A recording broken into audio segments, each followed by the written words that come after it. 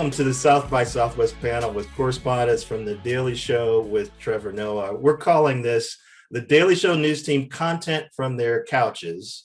I really don't want to know whether or not they're actually on their couches. We're just going to assume.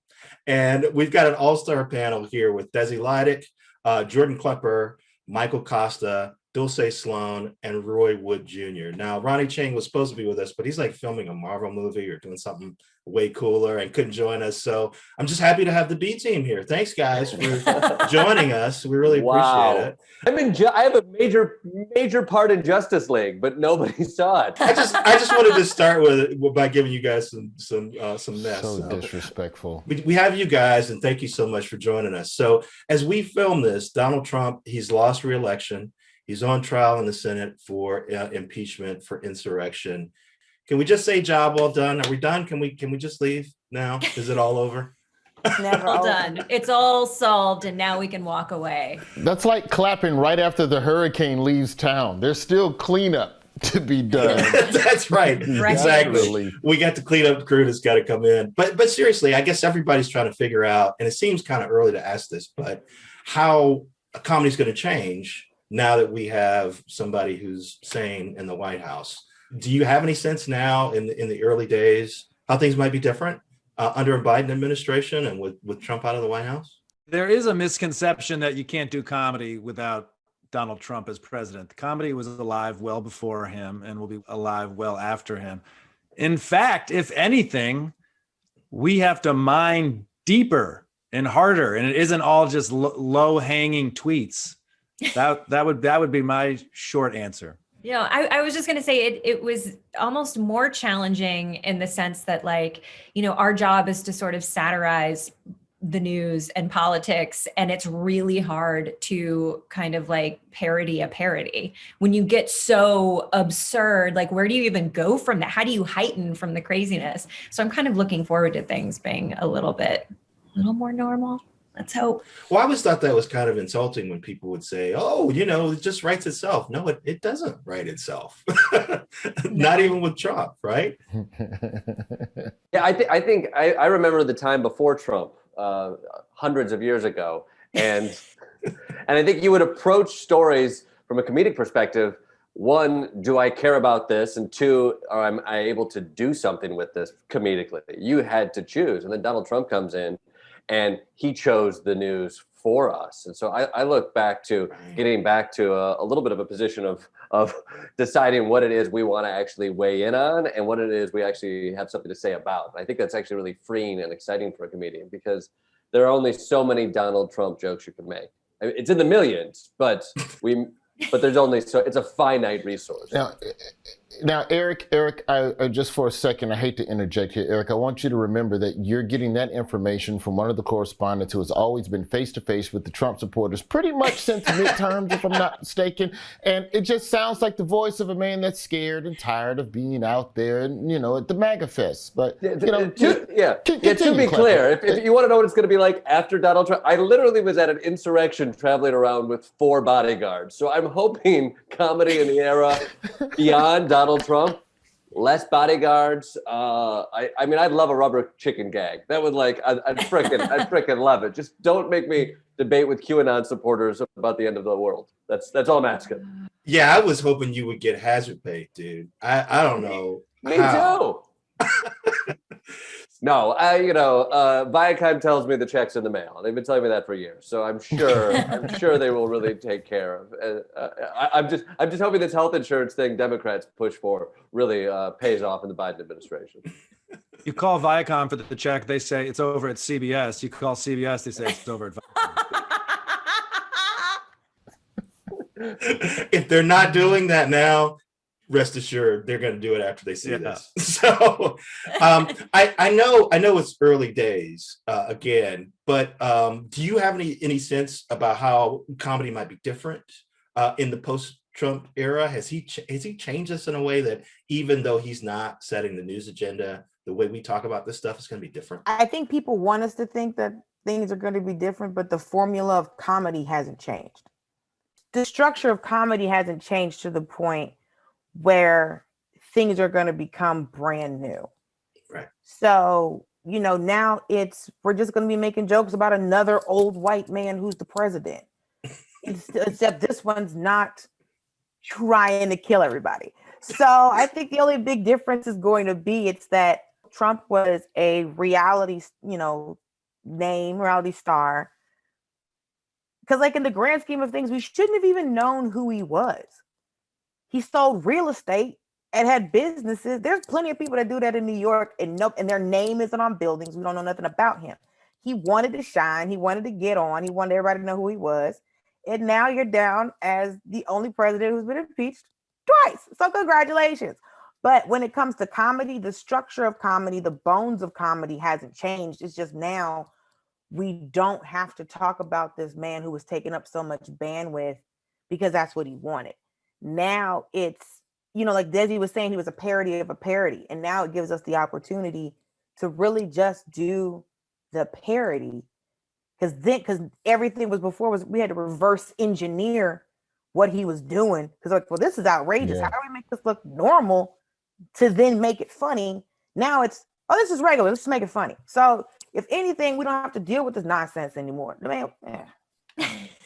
I do think there's like a conversation that I know I'm having with producers in the field and other writers and other correspondents is like, in this period of time, we do talk a lot more now about how much publicity we might want to give something, that there is, even though we're here to tell jokes and we're here to shine a spotlight on issues, like, is there a responsibility in talking a lot about QAnon or talking about, like, should we be giving certain subjects PR? Is there a balance? Is there like a way to do that in a funny way without necessarily like heightening the movement or the momentum of something like that? Those are, and I don't have an answer for it, but there's certainly conversations that we're having in this new era now. That's interesting to me because like that's a conversation you'd expect to have like at a news outlet. that's a conversation you would expect like CNN or NPR to be having. Like I always thought your guys' job was just to tell jokes, but it's interesting that you take on that responsibility and worry about giving QAnon or giving Trump, because that's what everybody's asking us journalists. Can't you ignore Trump now that he's out of the White House? I think we start with what we care about, and it's very hard to shoot down a pitch, even though it happens every day, if the correspondent or the producers are passionate about it. So there are always jokes to be found. I mean, maybe not every piece you can find jokes. It's too serious or too sad. It's kind of like what Klepper was saying. Now that Trump is gone, it is kind of nice because we can pitch a little bit more about what we care about as opposed to just reacting to the headline or the tweet. Yes. I also think, let's not kid ourselves. Trump is gone. Trumpism is here. Like even today, the news today is people arguing about how an insurrection didn't matter and you can't hold him accountable. In fact, the Senate is not going to hold him accountable.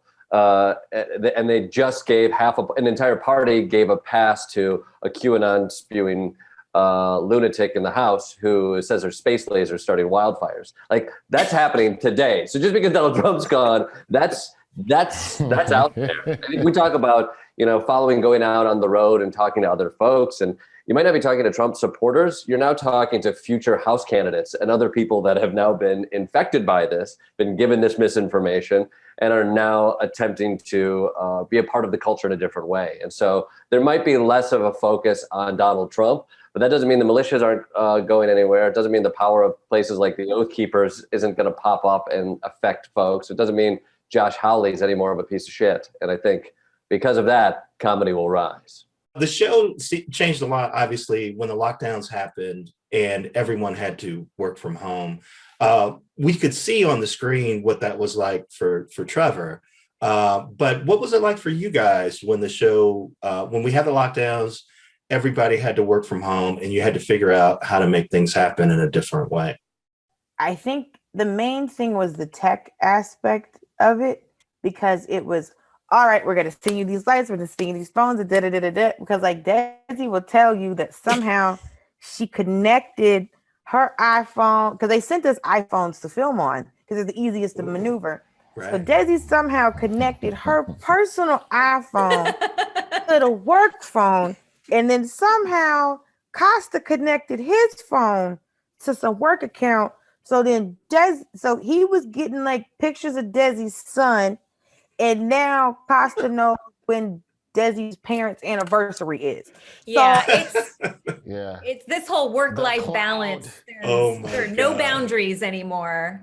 I think beyond the tech, Eric, was figuring out the performance within this box.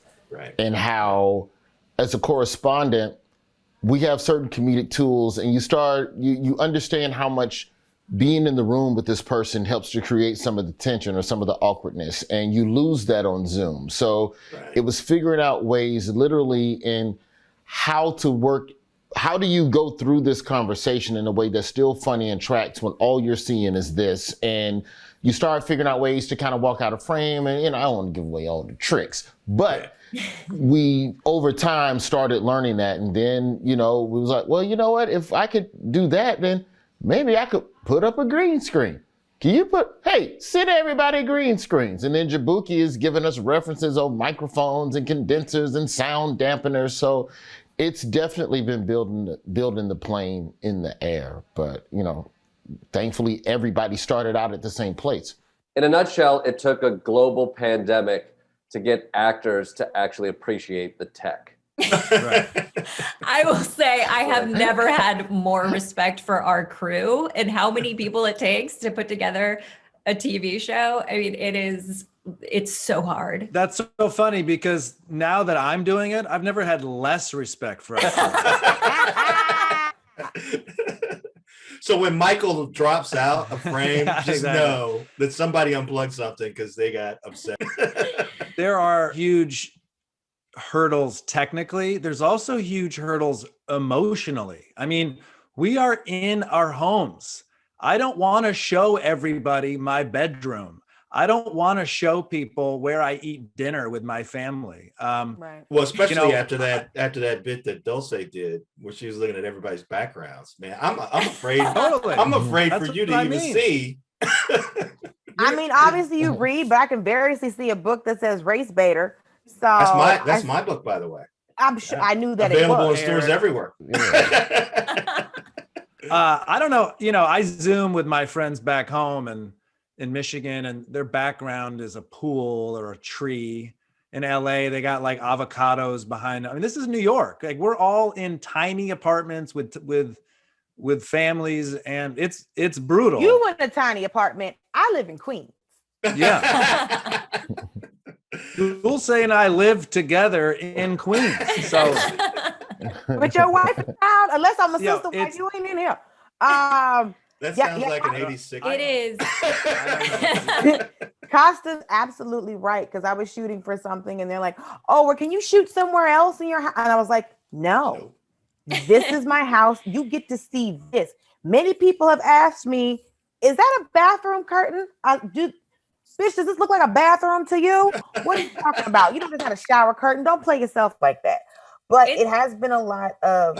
I would pay money to see that conversation in full. What this is a bathroom curtain? You're out your mind. This is fresh from Amazon. Don't play yourself like that. I made this terrarium, so that's been the main thing. It's because I always talk to crew because I always want to know what's like. I'm like, what's this? What's this do? How you hold this mic? What's going on? And for me to be in here doing this on my own, I'm like, listen, I didn't go to school for this. I'm a theater major. I have a degree, and none of this stuff is happening right here. I didn't sign up for that. I'm talent. I'm supposed to walk in, you mic me, and then I sit. And that's what she came for. That's what she was born to do. All this other stuff, it's been a lot. I mean, I was glad to learn it, because I know all the technicalities, technerations. But girl, she's done. Unless y'all gonna start sending somebody over here, I get a man. Other than that.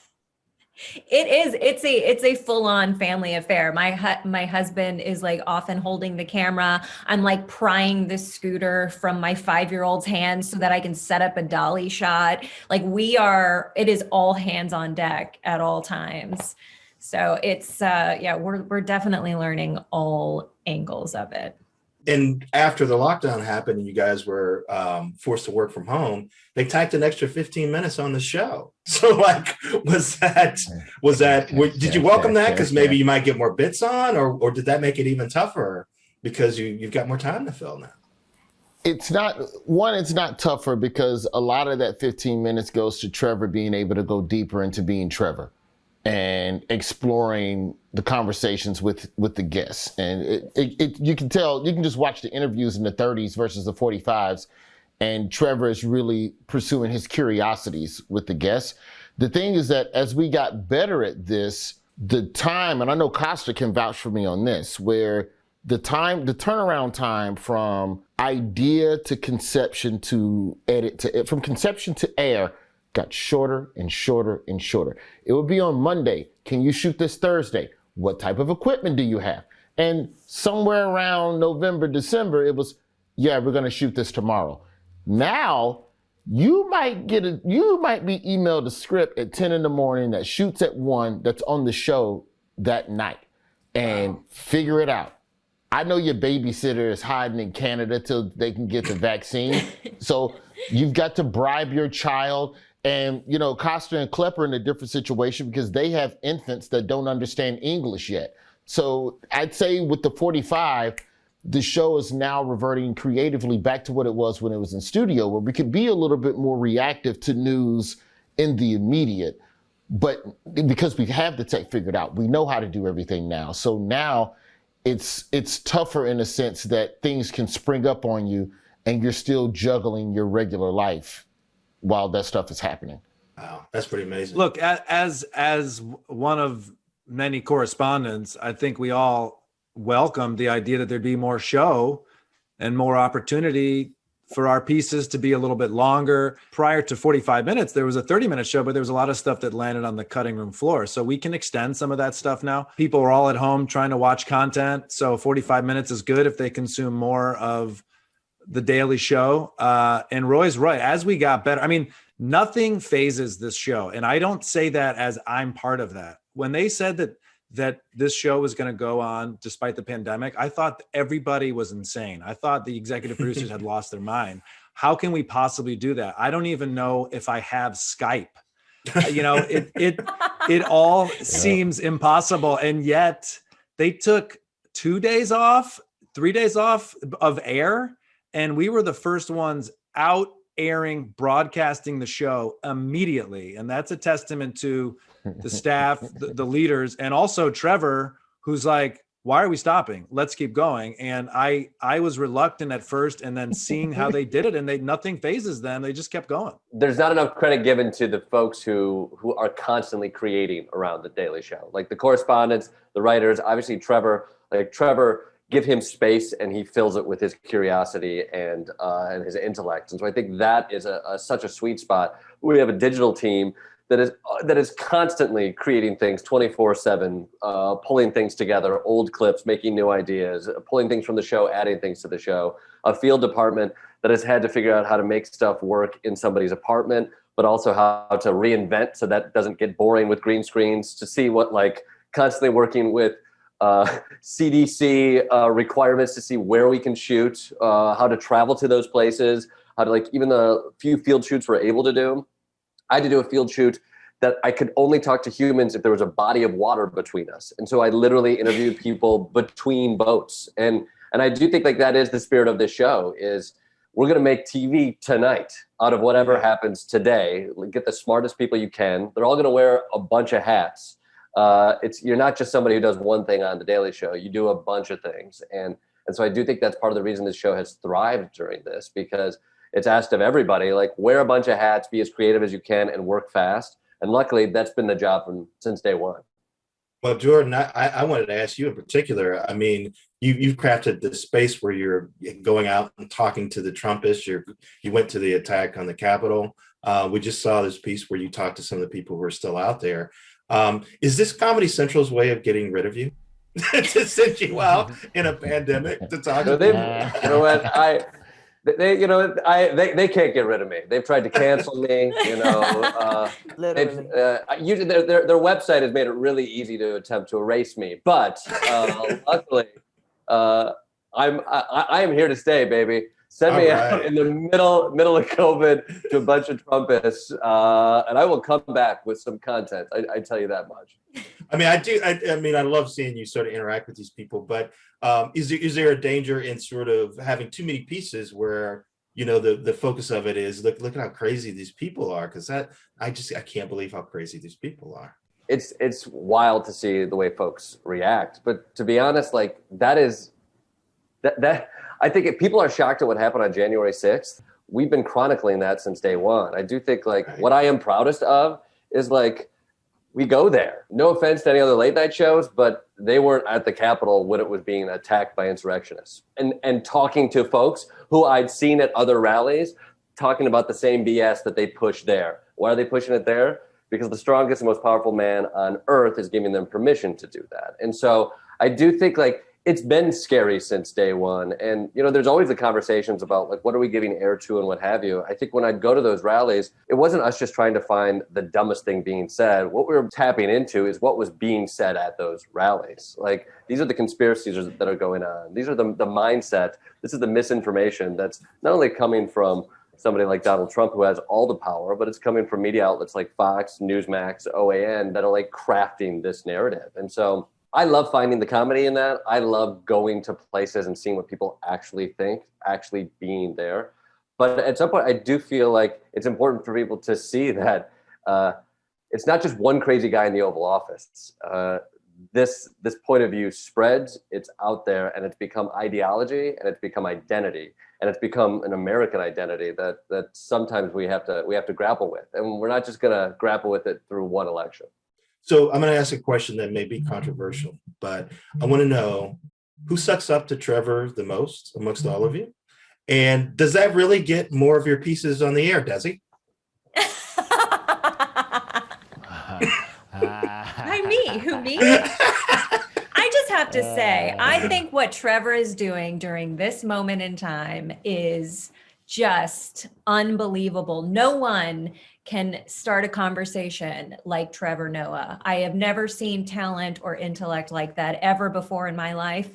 And I am looking for a raise right about now. Because times are tough. So. No, seriously, I did want to ask you though. I love the pieces that you've done about Fox News, both the Fox-plaining and, you know, talking to your aunt Janine Pirro.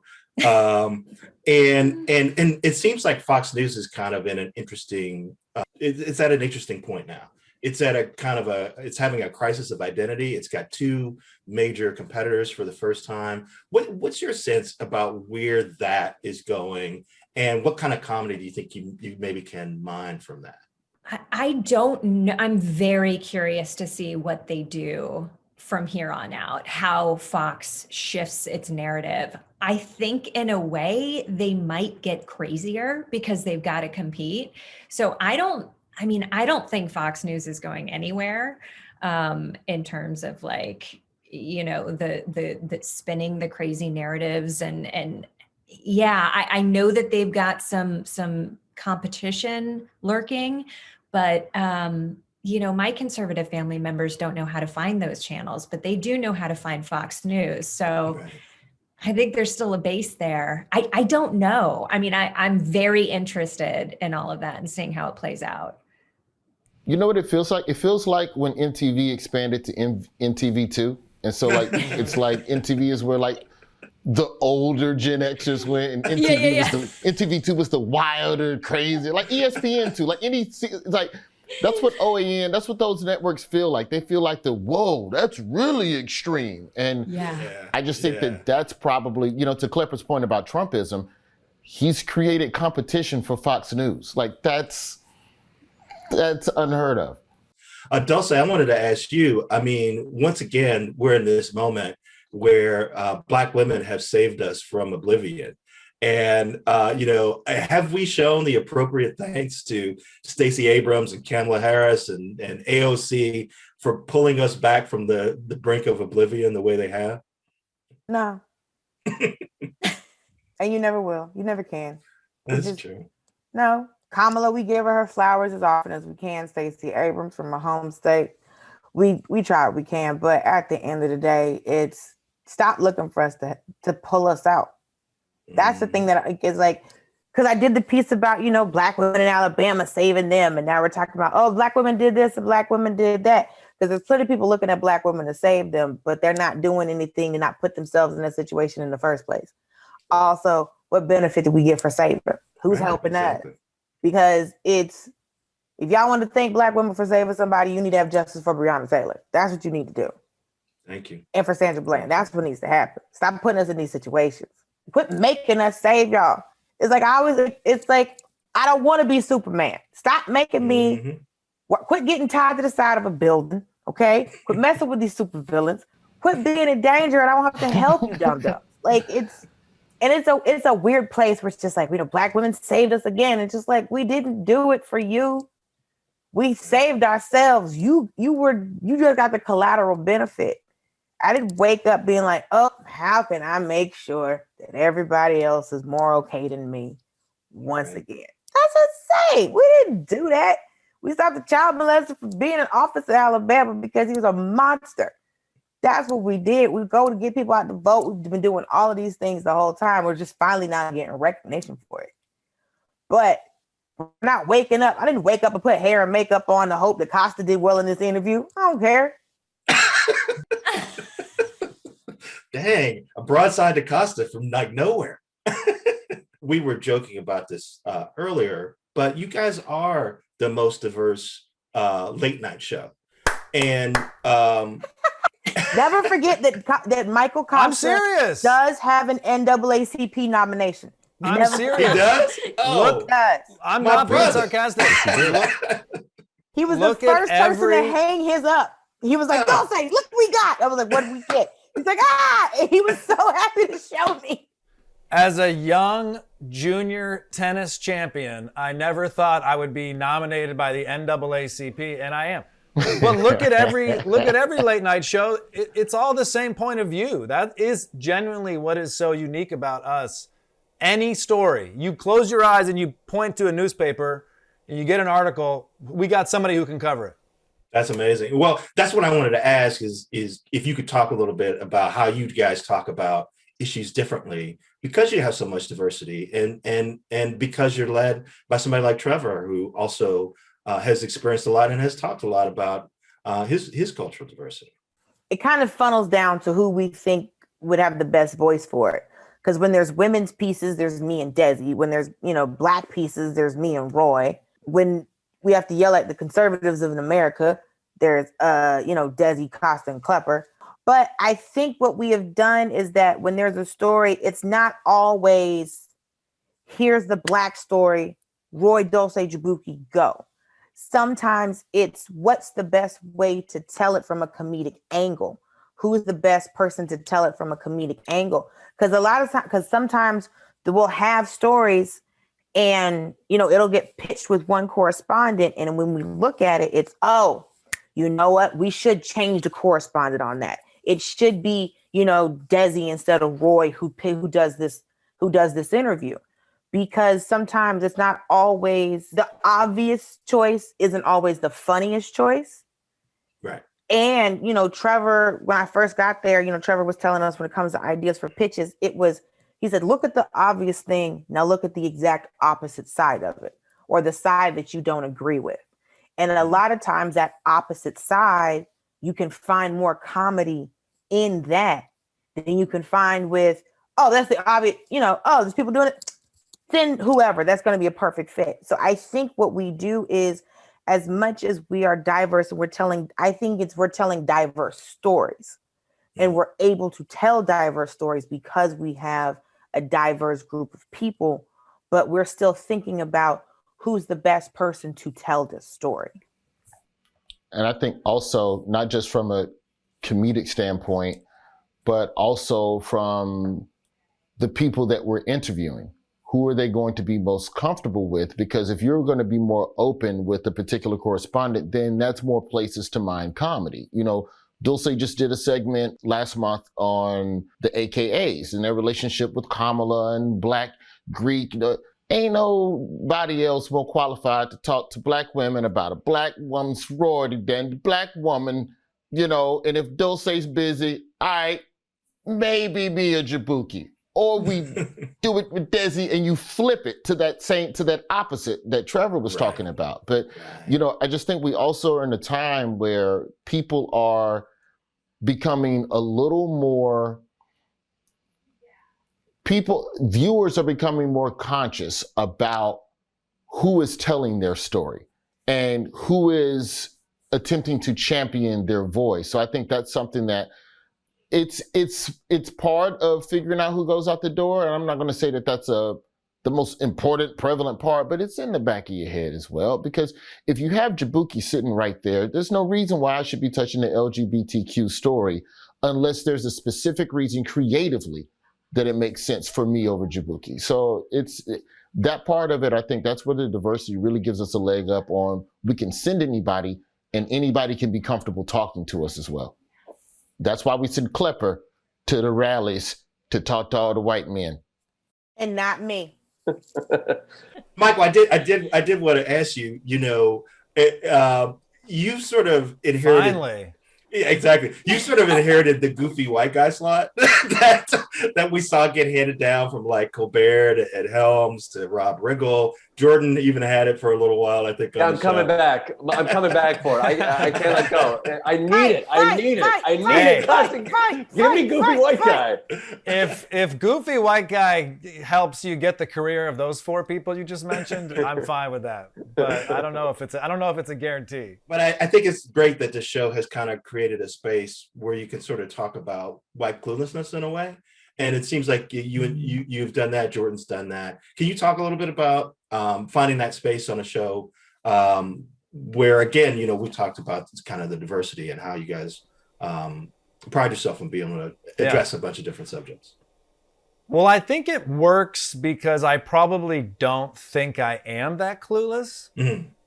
So it's a little bit like, oh, I can't be this clueless. But then as I read some of the words, I'm like, I did think that once or twice. So there's a lot about the white male stereotype that I fit, but also I would love to make fun of. And I am sure everybody, in reference to their gender, their sexual orientation, and their race, there are parts of those things that they also think deserve to be ridiculed. So for me to wear a full Windsor knotted tie and talk about how rich white kids should get preferential treatment when applying to college, that is funny. And by talking about that in a serious tone through my character, it 100% points out that it's ridiculous. And it's fun. I think it's fun. Do sometimes people show up to my stand-up shows on the road and go, hey, that's not the guy we saw on The Daily Show. Why can't you do that skit? And I go, well, that isn't actually me. Sometimes that happens, but I get to tell jokes to a camera prior to pandemic with Emmy award-winning performers, writers, producers. It is like comedy PhD school. So if I get to play the guy that gets kicked in the nuts 6 times in a row in one sketch, I'm okay with that because they don't always put me in that role. And, I also get to pitch things about why I think the Great Lakes are important. And they are kind enough to send me to Toledo, Ohio, and do a whole piece about how Lake Erie should have a Bill of Rights and actually have the same rights as a person and has become a person legally. So I get to do some serious stuff, and I also get to do the, oh my God, I just threw up in my mouth and swallowed it again piece, which is fine. Well, and I was interested in that idea of finding your voice as a correspondent. What was that process like? And is there ever a point when you sort of feel like you're there, like you kind of know what your voice is on the show? I used to be really angry early on. and I wonder if that was just remnants of my stand-up comedy seeping into my role as a correspondent. But even my first piece, I was angry about them saying we're going to Mars. Like, why are you angry about that? Like, it's, with the premise being you're not going to let anybody go to Mars because people can't get apartments on Earth, so you can't quite. But it was just. Right. And when you look at when you look at the way Trevor restructured The Daily Show tonally after John, there is a place for anger, but anger has to have a purpose. And so it took me I'd say about a year or two, to not let anger be the driving emotion through a piece. And you could find the things that are incredulous. You can find the stuff that's outrageous. Everyone is mad about this. So me joining you and being angry isn't always going to be the best way to inform and educate and present, again, like Dulcé said, flip it to the other side and show a different way through the topic. And that's where you're able to find a lot of new comedy. And, you know, I think that behind a lot of anger is hurt. So if you can find hurt, you can usually tap into what people are feeling without matching their level of screaming and yelling. I feel when I joined the show back in the day, under John, pretty classic correspondent rule, which like it's irony. I'm this heightened, dumb white guy version, and irony is the number one thing you have in your tool belt. And I think what's been interesting over the last 5-ish years, one, like Trevor came in, as did Donald Trump, as did like a seismic change in a bunch of stuff. And like over the course of, like Trevor had more interest in bringing your own personality to that thing. So like straight irony wasn't playing as much, partially because that felt a little bit dated, partially because Donald Trump was hyperbole in and of itself. So it was hard to out Trump. And you felt that skill set and the correspondence sort of shift. And, you know, I went away and I played a high concept character at one point, and then also did shows as myself. And I feel like even now, like coming back and doing stuff on the show, like you still play with irony, you still play with being the dumb white guy and that character that is there. But I think because Donald Trump has stripped people away of their BS, and now you're just versions of yourself in some way. And so I think that's part of that is what's really fun to play too. It's like I see myself going to rallies now, and it's not that I'm some dummy talking ironically. I can use that tool here and there, but more often than not, what people respond to is like they see yourself within that character, because that's kind of where comedy is right now. Is we want to see authenticity. Even if you are using other comedic tools, you have to be able to show them what your point of view is underneath, and not just live so far away from what the point of view that person who's experienced it might be. That makes sense. And Jordan, I got to say, man, I have all the respect for you, because I love that interview you did with Adam Schiff, or where you got him to say batshit on camera like that. Like that was this is, you know, a lot of seasoned journalists have tried to get powerful people to swear, but what you do is if you stand out in the cold and you really go at somebody for long enough with stupid questions, you will get them to swear, and then you will put that on Comedy Central. And you will earn your health insurance for a week. So that's I hope beautiful. so. I hope so. So Yellow Cross, is that a thing? They sent me something for Yellow Cross. I'm hoping that's a thing. Is yeah, we'll get back to you on that. So but I did want to ask you guys too, and this is something that we talked about before we started. You've been doing this for a while now without an audience. And I wonder, do you see things eventually getting back to the point where you get to have a studio audience? And are there things that you've learned from this pandemic experience that maybe you think you could retain, you could keep doing, even if you get back to the point where you're in a studio and you're performing for a crowd again? I do think, you know, we will eventually get back to the point where we can be with our audience and be back in the studio. We have no idea when that's going to be, obviously, but one interesting thing that's happened in this period of time is I think the show overall has been able to take more risks with certain jokes. You can go a little bit darker. You can go at something with a different pace. You can take chances that you might not be able to otherwise in front of the audience, because you don't know how they're going to react, or you might have to time something in such a way that you know that the audience is going to have this reaction. And I think, like, creatively, I know the writers have had a lot of fun with that. I think Trevor's having a lot of fun with that. This version of the show tonally is different, and it's kind of a cool creative exploration in a way. And I think some of those risks might kind of continue throughout, even when we do go back into the studio. We might be able to still kind of play around with that.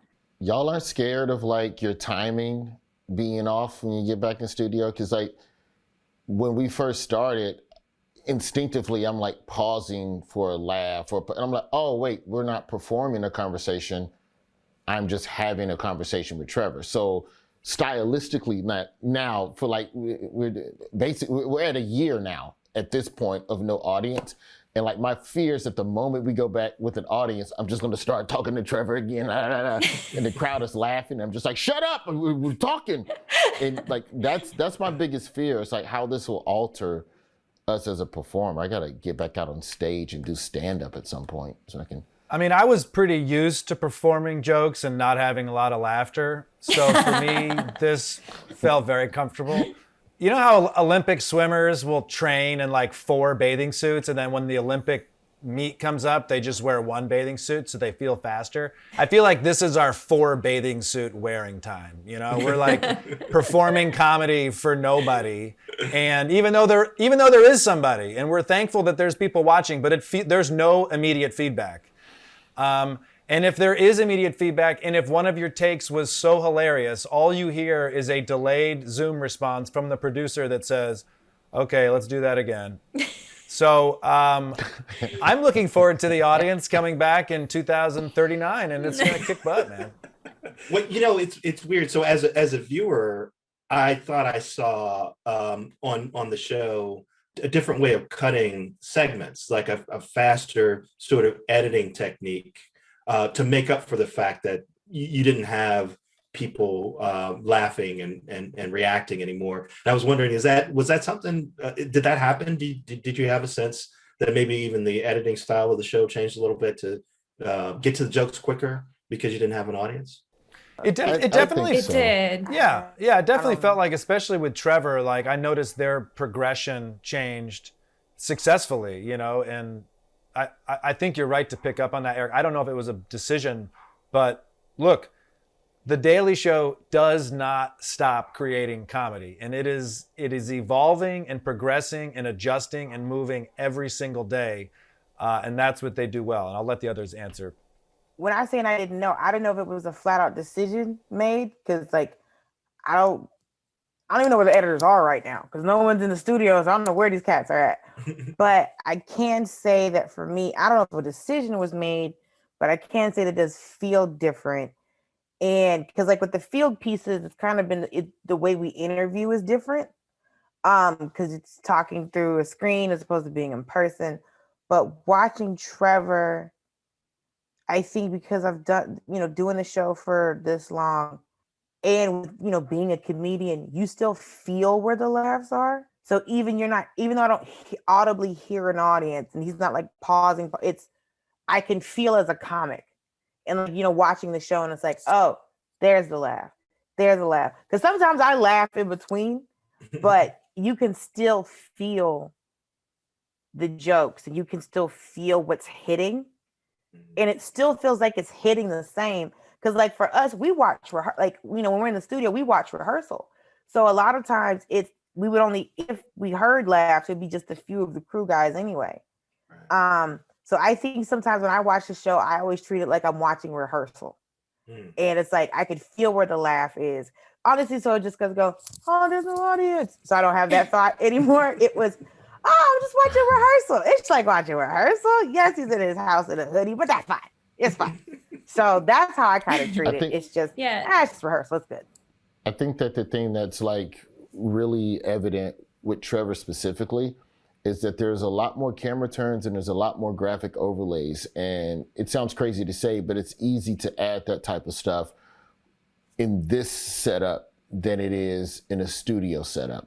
In turn, like something like when they had the cat lawyer joke, or like Trevor had Blue's Clues on his face. Like it was just as simple as just adding a filter in post. And so those types of things, it's just, again, you're doing comedy in a box. So anything you can add, if it's a camera turn, I love the fact that we still take shots at Spirit Airlines. Like those things somehow still remain in the show.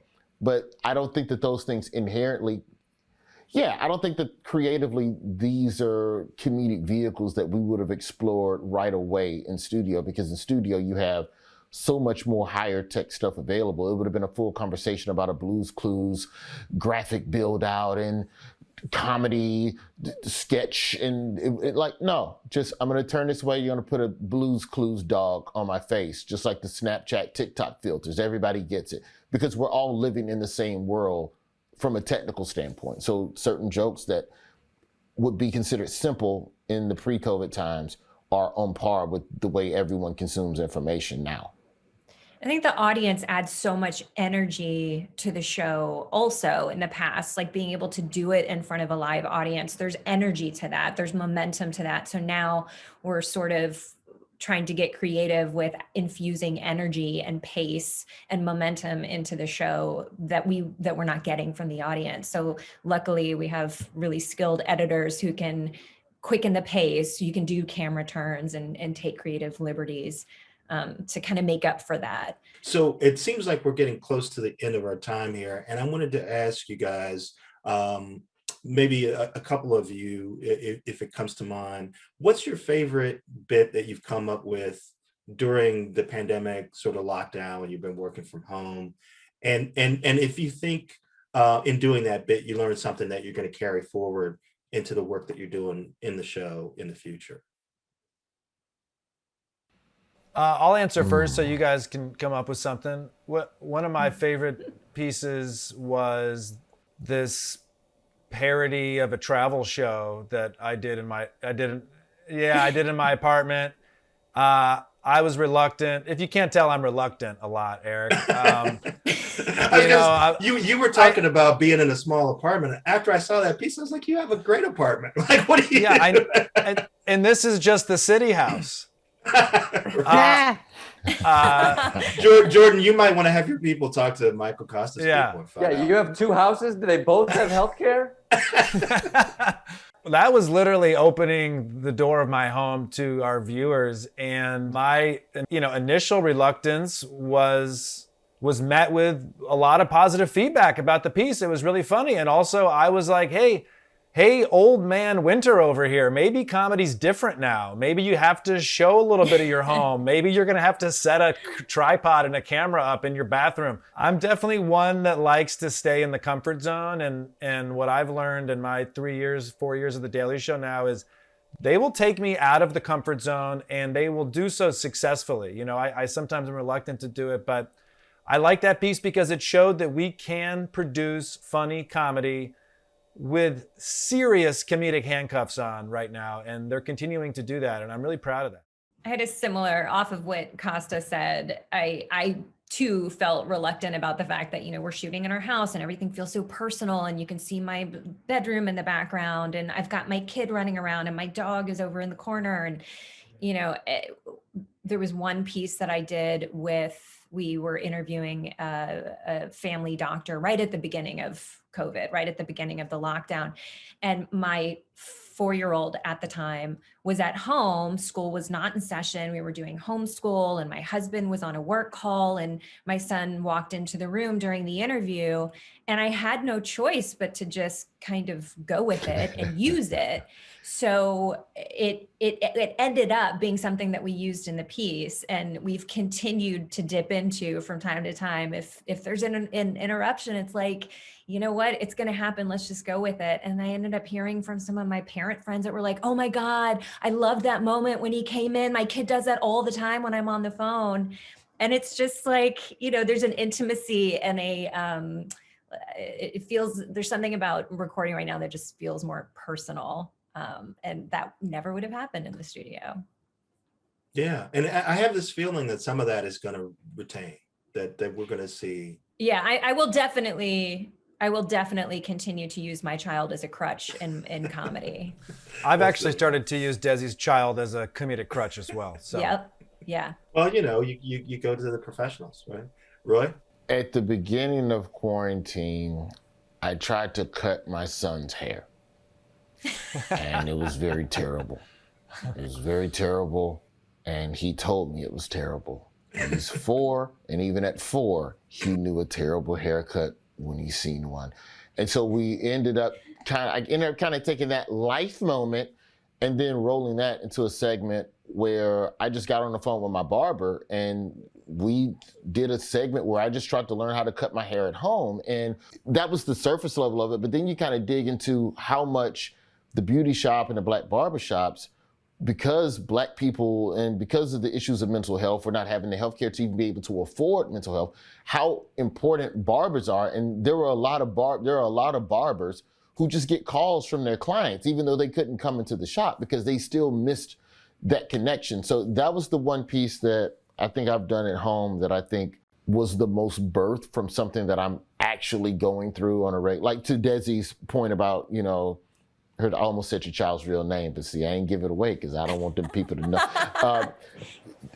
Thank you, Roy. To the point with Desi's child, Tyrone, often walking into the room, you know, like it's cool to be able to take these little things that are happening in your life and go, well, if it's happening to me, it's probably happening to somebody else. And this wasn't some bigger issue that's tackling the thing and the politician and we're gonna take you down and pass the referendum. No, I just don't know how to cut my hair. And it turns out clients miss their barber too. So let's talk to a barber. I've found when you go and do field pieces before all this happened, it's such a bond between the producers, the performer, the sound guy, the two camera guys. You're a team and you collectively go and you travel to these places. And now during quarantine, that's all different. And what I've found is the last few pieces I've had to do, I go solo alone in my car and it is wonderful. It's just me. I put on like Bob Dylan albums that my wife will never let me play, like 80s Bob Dylan that nobody wants to hear. And I just zone out and it is perfect.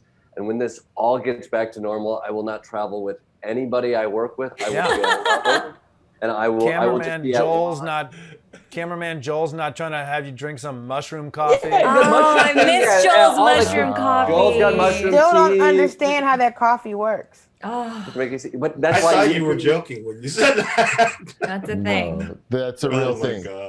Oh my God. But I don't think it's like Joel's a drug. wonderful man, but you gotta alone in a car is so lovely. You gotta try it. But it's not drugged mushrooms. I think they're just regular ass mushrooms. No, they're not the good mushrooms. He's not even high. He's just drinking fungus. I mean, he is, but not from the Dulcé He's sounds not, upset he's not that high he from the wasn't. tea. The tea actually brings him down. Actually, I think the tea is what sobers him up a little bit. Oh, okay. He was telling me about mushroom coffee, and I just went, I'm okay.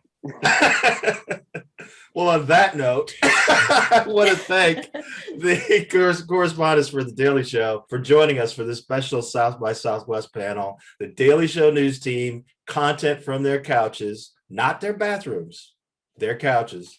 Many thanks to Desi Lydic, Jordan Klepper, Michael Kosta, Dulcé Sloan, and Roy Wood Jr. Guys, I had so much fun. Eric, I could talk to you for like 2 hours. Eric, before we wrap, real quick, Dulcé, 1 to 10, rate Eric's background. He got a lot of plaques, got a lot of degrees, a lot of books back there. 1 to 10. Okay, let's see what we got going on here. All right, 1, you got a little flexy because you wanted us to know that you wrote a book. Problem is, this book cannot be purchased by everybody unless they get put on a list. Kind of like the professor at Harvard who wrote the book and it was the title just the N-word. Sir, we need to keep tabs on who bought that damn book. Also, they had to put your picture next to it for a reason. I see a plaque of some sort. I see framed. Nice. I see framed art. Accomplished. So I see you accomplished. I see some type of article in a frame, some type of certificate below it. I don't know if you earned something or you own a sip and paint. That could have easily happened. I see a lot of books that are vertical and horizontal. This is one of them bookcases where it's just like, listen, I read books, but like I don't want to be like a bookcase guy. So I'm gonna give it a strong 8. The color scheme is not that great. No, thank you guys so much, man. I'm fans of all of you. This was a treat, the highlight of my week for sure. Thank you guys so much. Thank you, Eric. Bye.